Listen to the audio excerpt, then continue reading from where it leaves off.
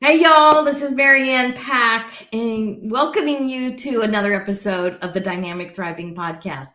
And this season is all about unmuted voices.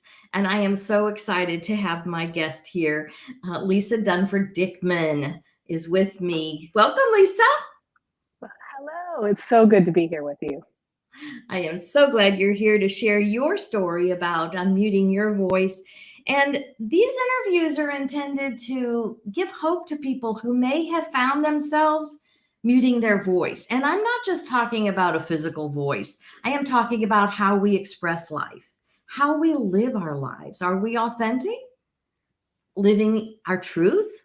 And that is the story that we're sharing on these podcasts this year, because all of these podcasts are going to culminate into an anthology book.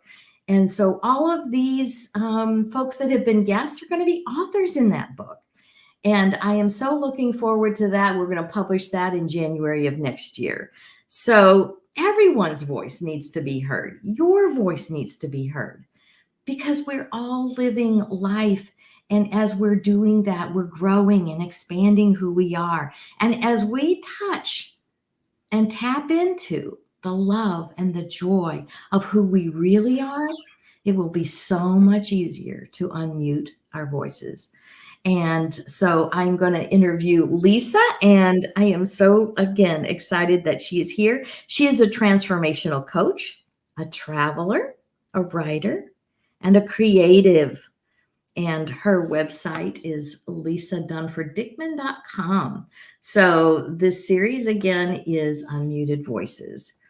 So when did you realize that you had to mute your voice or how you lived life because it wasn't safe? It wasn't safe for you to speak your truth or live your truth. I think it really happened gradually. And there are some ways it happens to us all. You know, in kindergarten, we're all artists. Every one of us is an artist. And then we start learning that's not good enough. We're not supposed to make a purple tree, or it's not looking how it's supposed to look in some way.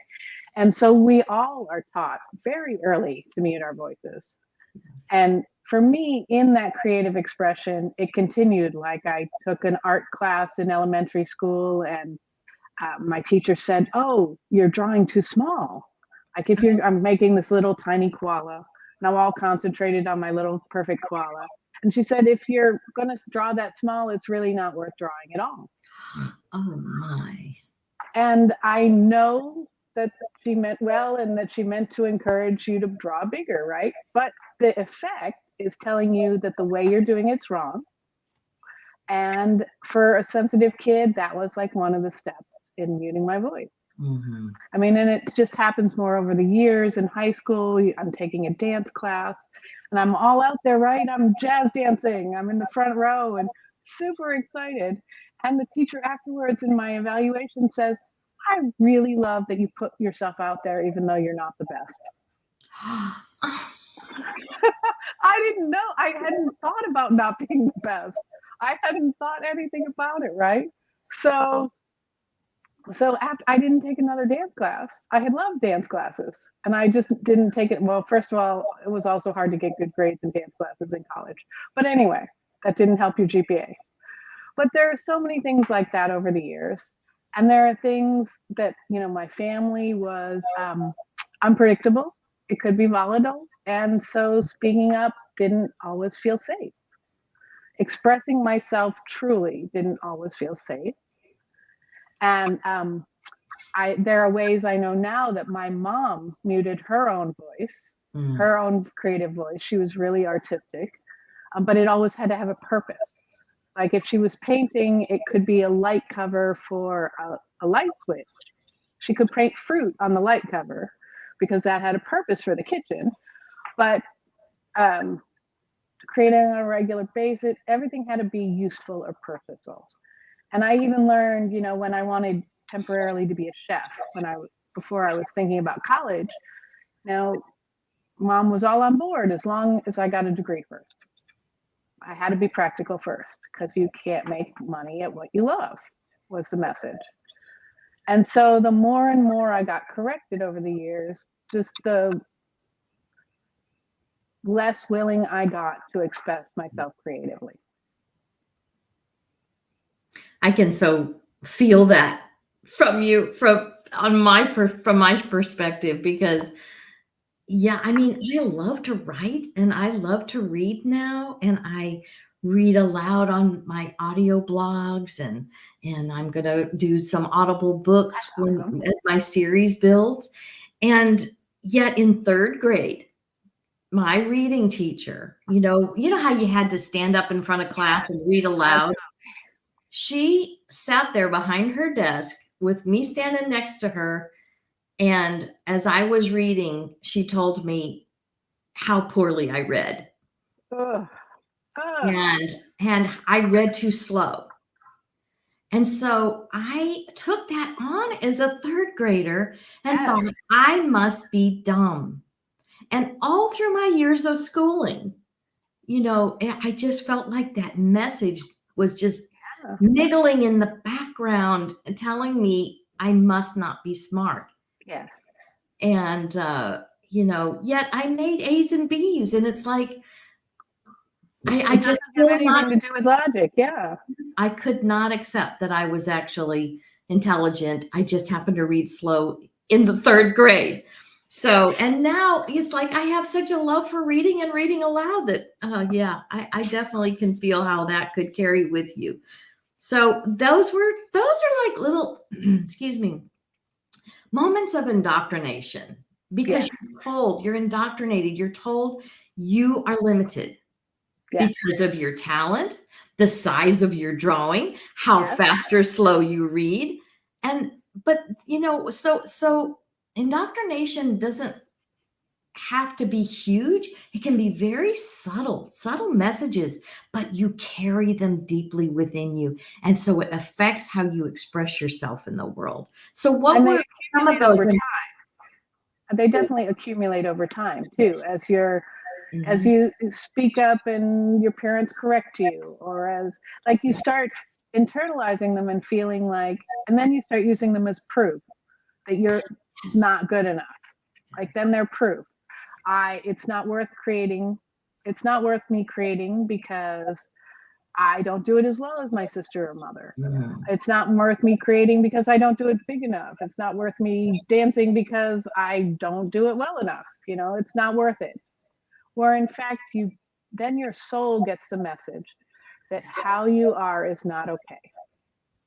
And the more you internalize those things and believe them, the more limited you make your life. So it's safer.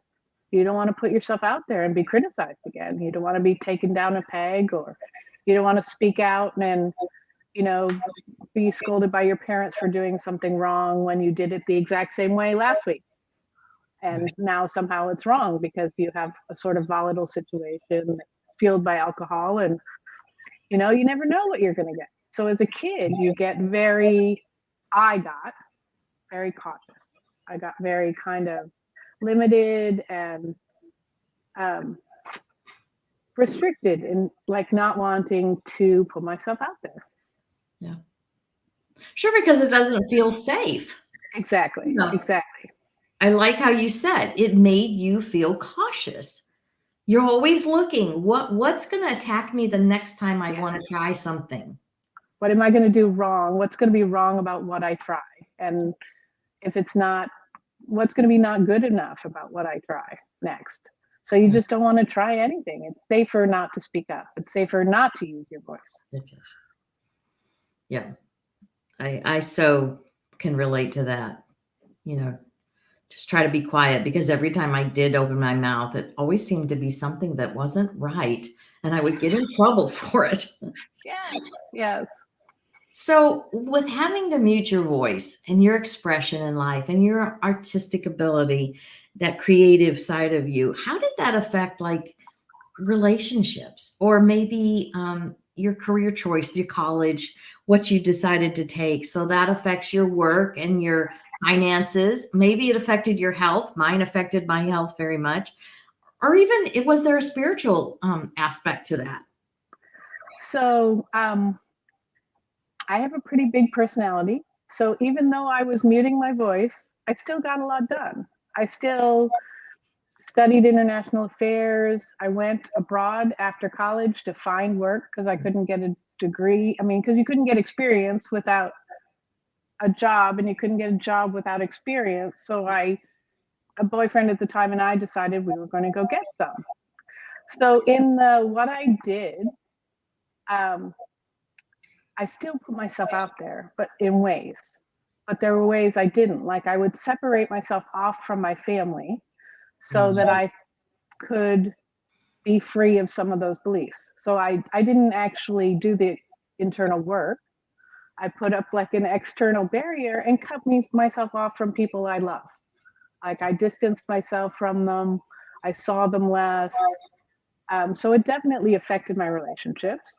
And in those early relationships in college, like in the boyfriend relationship I was just talking about, I was definitely cautious and hesitant and felt, I mean, you pick what you're comfortable with, right? So you pick someone similar the first time to your caregivers. And he was good at critiquing my behavior.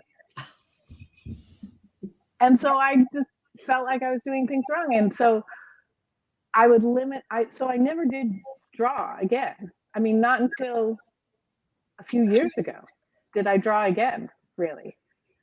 I mean, and I still haven't taken a dance class, so that's sort of interesting. But like, so I put limits on what I could do, even if it brought me joy, because I was afraid of doing it wrong or not well enough.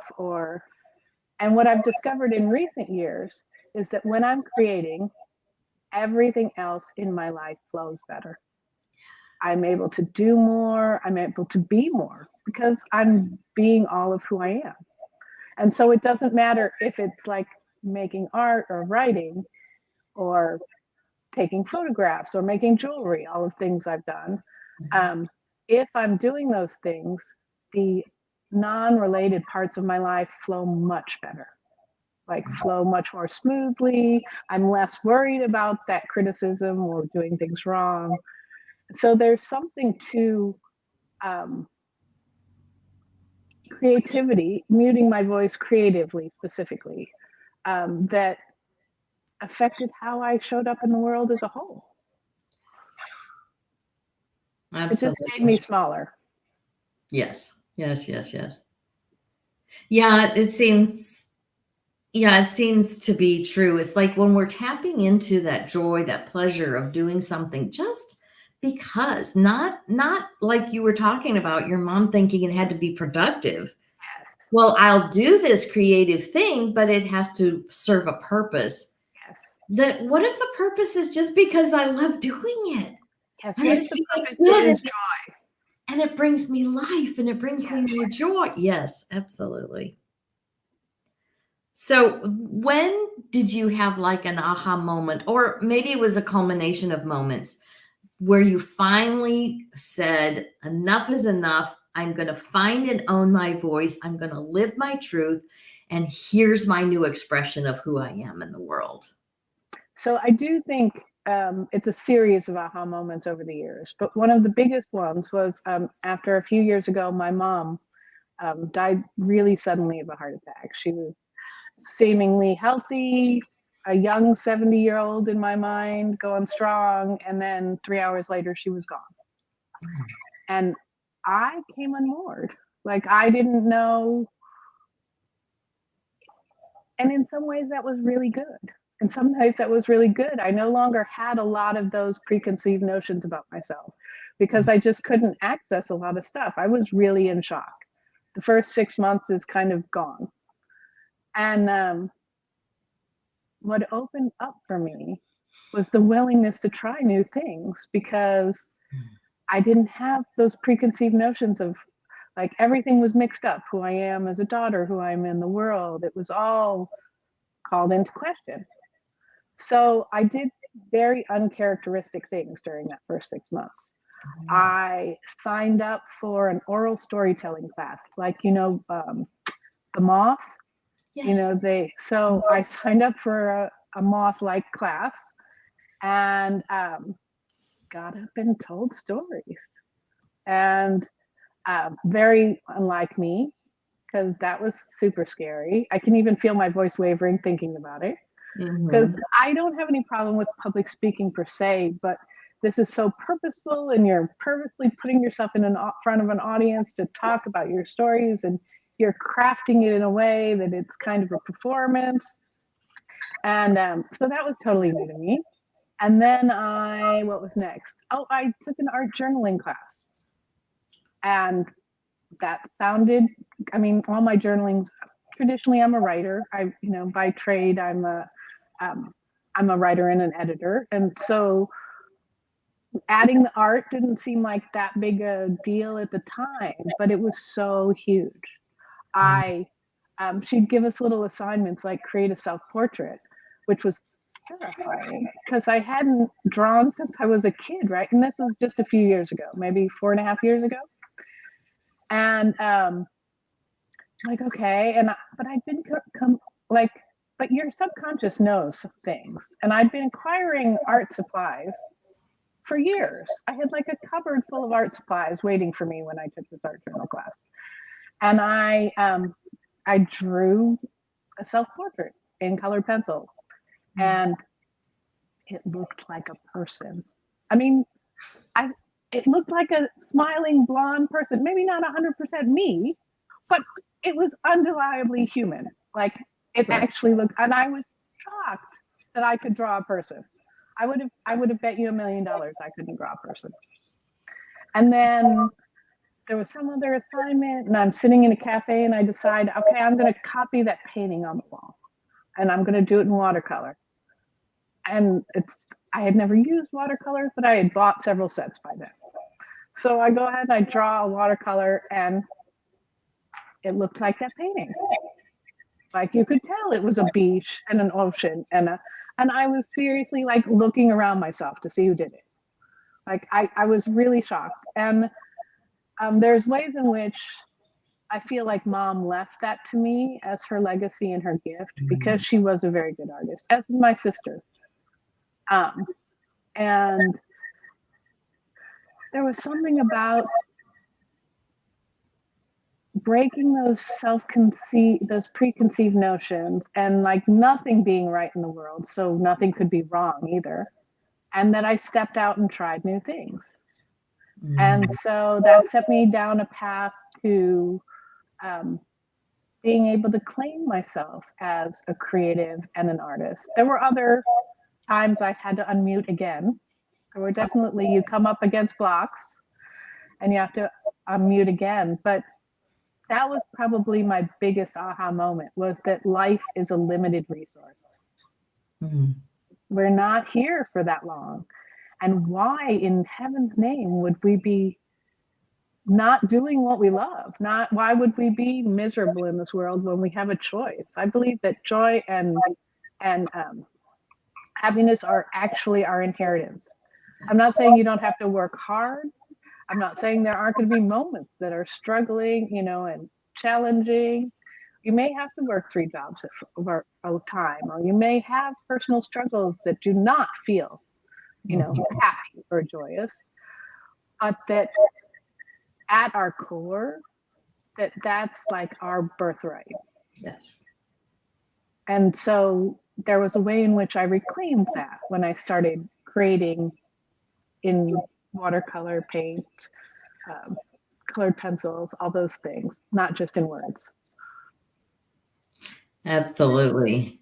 I definitely, I agree totally, because I feel like, as extensions of source energy, God, the universe, whatever you name your higher power, that extension living within our bodies is who source is, which is love and joy and appreciation and abundance and creativity and clarity and all those beautiful attributes that we are because of who we are. And that is our core. So yes, it is our birthright. It is who we are at the core of our being.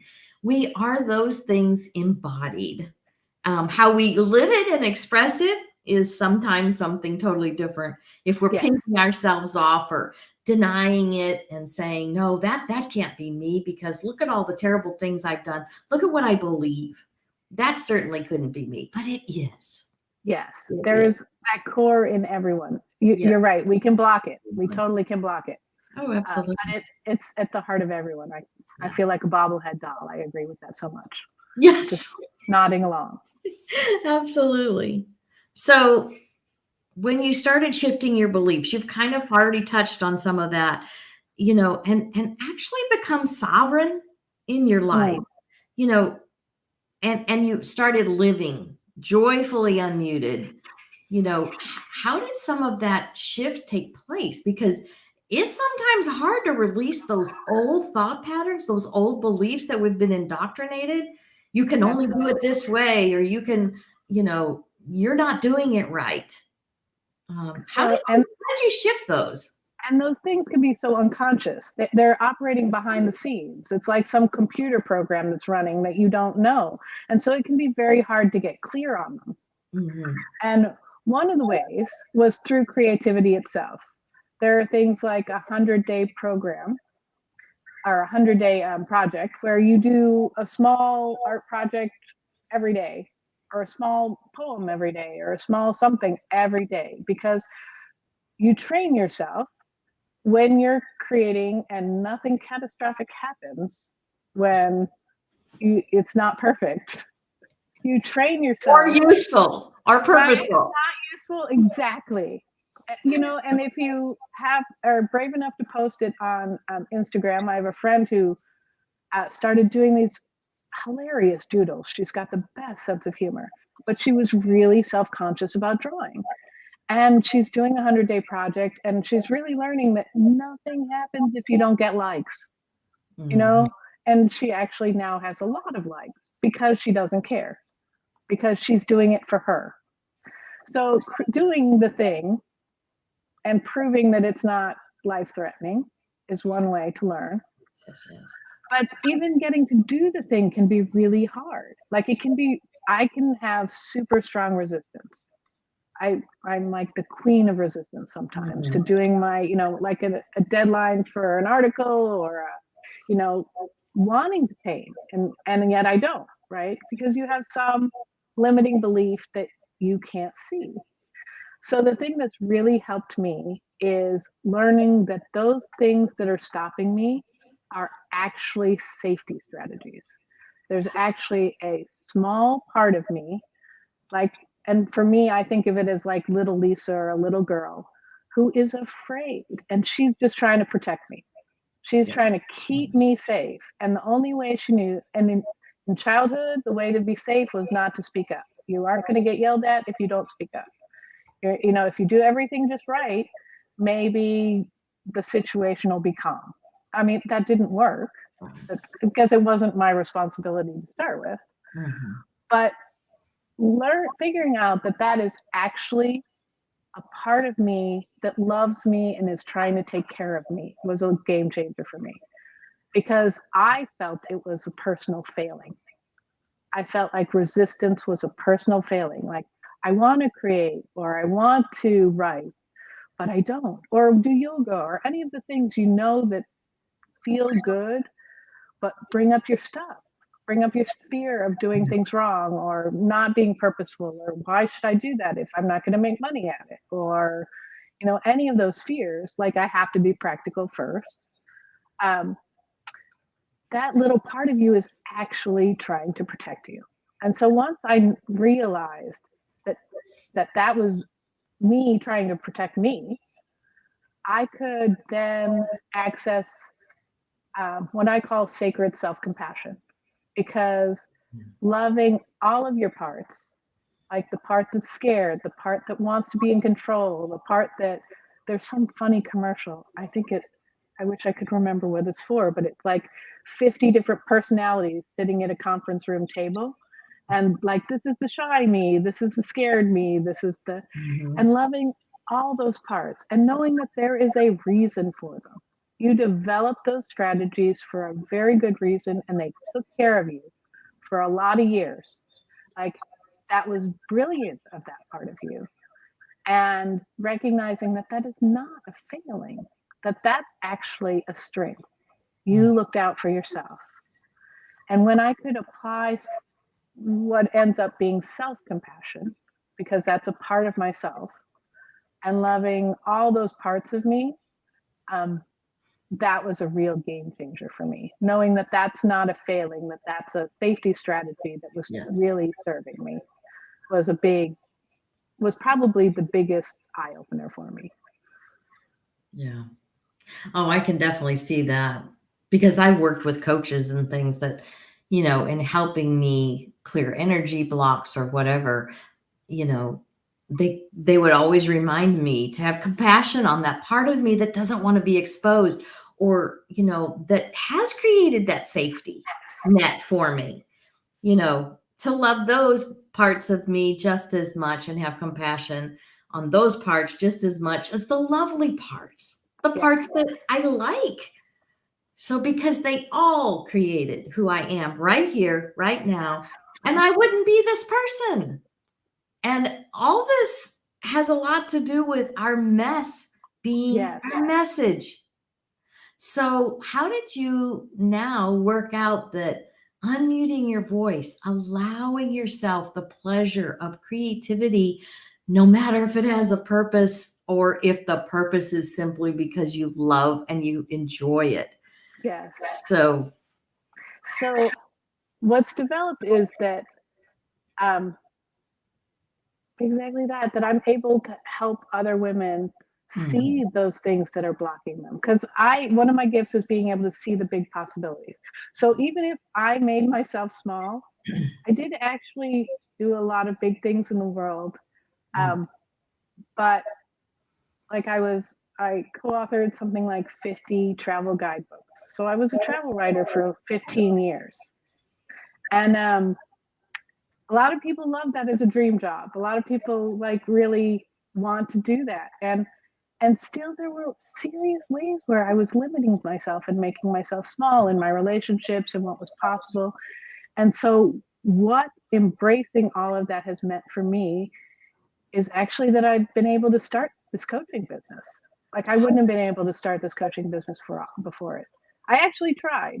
I actually took the coaching certificates before I started creating art. And it really went nowhere. I mean, I had there were false starts, a couple clients, it didn't go so great, and it wasn't until I was fully expressing myself that I was able to embrace my gift and my ability to see all the possibilities. I can really dream big. I am great at dreaming big. And in my own life, I've made a lot of them happen. And I can see the possibilities in other people, but I also see the blocks. And so learning how I unmuted my voice has made it possible for me to help other women see their blocks, love all their parts, and step into all that's possible for them.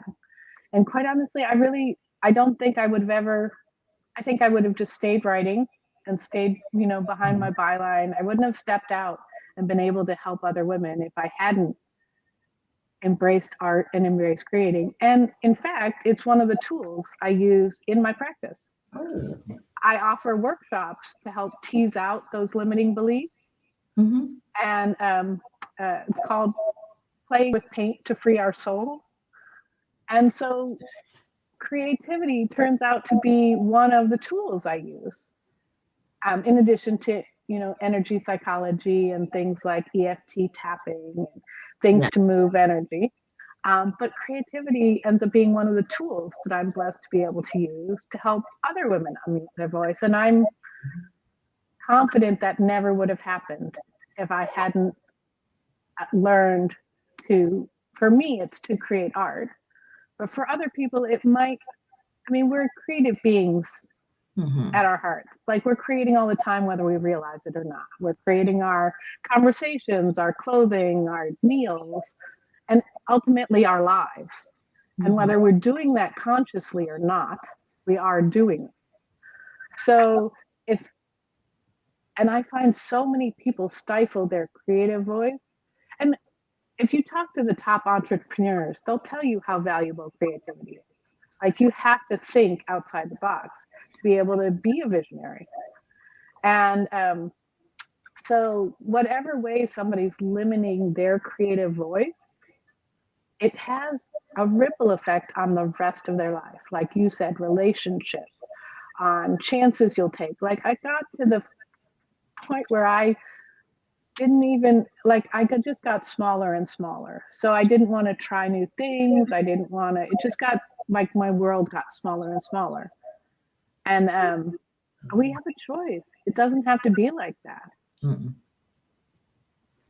I so absolutely agree, because my life is so different from when I severely muted my voice, my expression in the world. Even for me, it was my physical voice, speaking Yes, up for myself.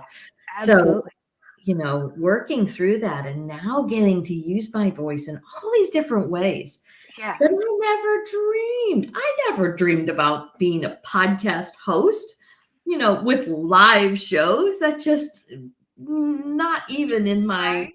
perspective. So, That's absolutely what I believe, is the universe can dream way bigger dreams for us than we can. I thought travel writing was it. That was like a pinnacle. I didn't think there was something beyond that. I was like, that was everything I could have imagined. I could never have imagined I get to serve other women and help them create abundance and big possibilities in their own life. I could not, I didn't have access to that.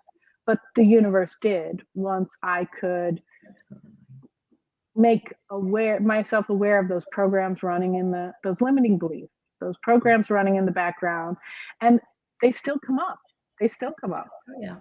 The purposeful thing is something that I've just been dealing with recently. I didn't realize that I'd been wanting my art to have a purpose, or to make money, or, and it's just something that, so things come all the time as we're learning and growing.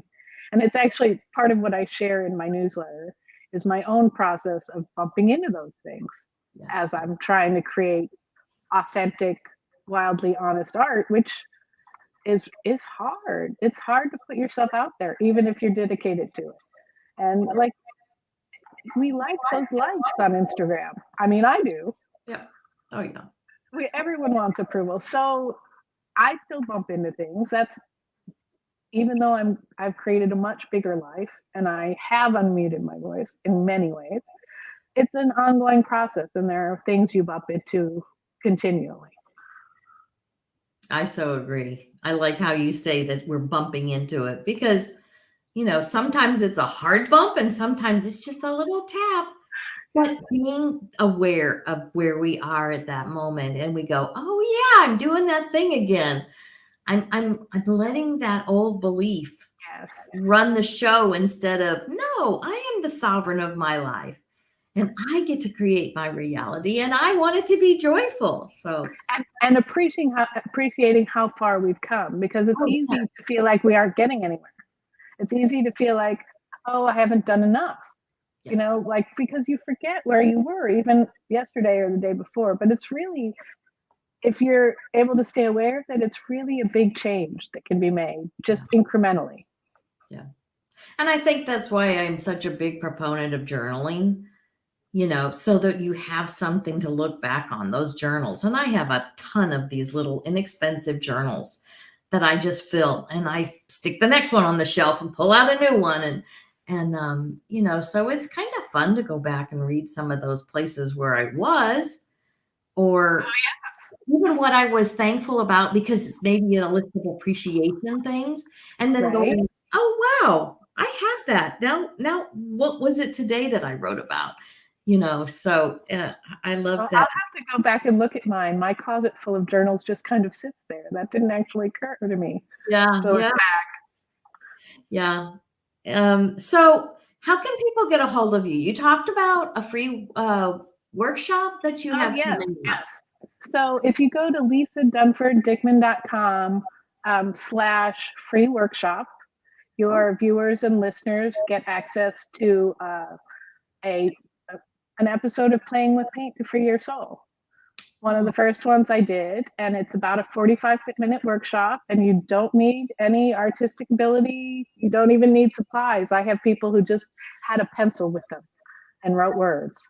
But it's really just about starting to tease out those limiting beliefs that are running the show, what you're bumping into, and how the ways in which you've muted your voice, like the beliefs that are causing you to mute your voice. Yes. So this workshop is called Playing with Paint to Free Your Soul. Exactly. So you could go to lisadunforddickman.com. It's in the show notes /free workshop. Is that correct? It is. And that's available to your viewers and watchers for free. But it's not on my website normally. So you do have to put /free workshop. Very good. Very good. So, well, I want to thank you for being my guest on Unmuted Voices. I just so appreciate you. I appreciate your story. I appreciate you sharing with us and being vulnerable and telling us what made you mute your voice. What were those beliefs that got in your way, and then climbing over all of that mess to get to where you are. So I appreciate you. I so appreciate being here with you. And it's just a pleasure to talk to you. Oh, I thank you so much. And I just want to thank everybody for listening and coming to the show. And remember, no matter when you listen to this, energy knows no bounds. The message knows no bounds. The energy of love and joy and unmuting your voice and becoming your own sovereign is a message for eternity. That energy is there for you to tap into. And if you need help, Lisa is available. And be sure that you like, comment, and subscribe to this podcast, because that helps my work go into the world and be a greater impact for love and joy, because that is our message. And as always, you're invited to visit my website, maryannpack.com. And also, if you're looking for books for inspiration, this is wearejoybooks.com. You'll find information about how to become an author. I've started my own printing press imprint, and it is Envision Greatness Press. So you'll find a lot of this information on wearejoybooks.com. If you've got an idea for a book, if you need a chapter written and you need a ghostwriter, if you have a collaborative work that you have an idea for an anthology that you want to gather stories, just like I'm doing here, gathering stories and putting them into a book, or if you have a solo book that you're looking at publishing, just let's chat. Let's talk about and see how to get your voice into the world, this unmuted voice that is so precious, that needs to be heard around the world, because we're here.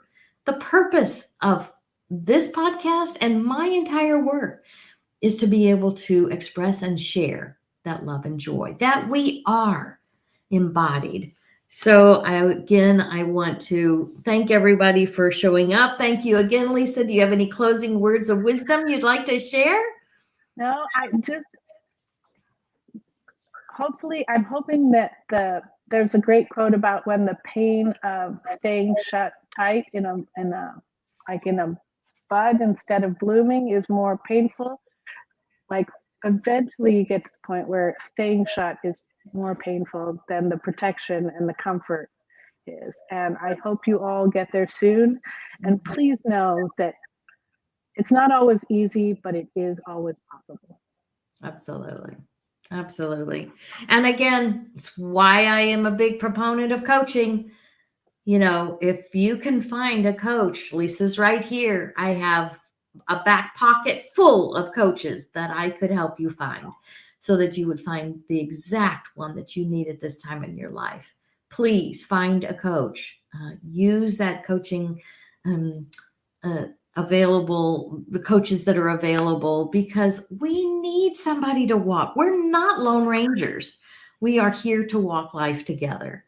And we all need more of your voice in the world. Your voice has a purpose, and a reason for being here, and you have a gift that no one else can share. Absolutely. So remember, you are joy, looking for a way to express. And please unmute your voice to express that joy embodied that you are.